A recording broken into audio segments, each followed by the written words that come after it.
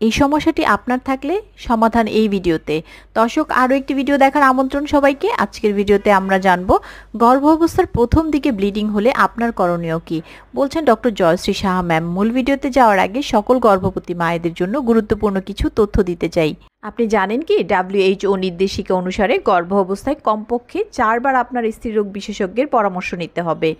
গর্ভ অবস্থায় 5টি বিপদ সংকেতের একটিও যদি আপনার সাথে ঘটে, ঘরে বসে সময় নষ্ট না করে অবশ্যই আপনার নিকটস্থ স্বাস্থ্যকেন্দ্র অথবা ডক্টরের কাছে যেতে দেরি করবেন না। শুধুমাত্র জরুরি ক্ষেত্রে ঘরে বসে সময় নষ্ট না করে হোয়াটসঅ্যাপ ভিডিও কলের মাধ্যমে সিনিয়র স্ত্রীরোগ বিশেষজ্ঞের সাথে পরামর্শের জন্য কল করুন 01312178913 এই নাম্বারে। আর হ্যাঁ, সকল গাইনোকোলজিস্ট ডক্টরদের ইনফরমেশন বিস্তারিত জানতে আমাদেরকে ইনবক্স করতে পারেন।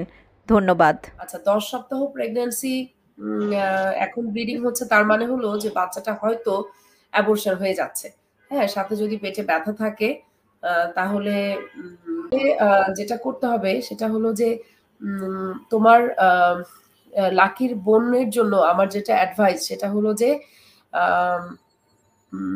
এখন মনে হয় একজন বিশেষজ্ঞ ডাক্তারকে দেখিয়ে একটা আল্ট্রাসোনোগ্রাফি করে নেওয়া উচিত, যে বাচ্চাটার আসলে মানে কত সপ্তাহ প্রেগন্যান্সি, আসলেই 10 সপ্তাহ কিনা, এবং বাচ্চাটার হার্টবিট আছে কিনা, আর হচ্ছে যে ইন্টারনাল তার কোনো ব্লিডিং হচ্ছে কিনা, এগুলো একটু চেক করতে হবে। জরার মুখটা খুলে গেছে কিনা, এগুলো একটু সোনোগ্রাফি করে চেক করে নিতে হবে।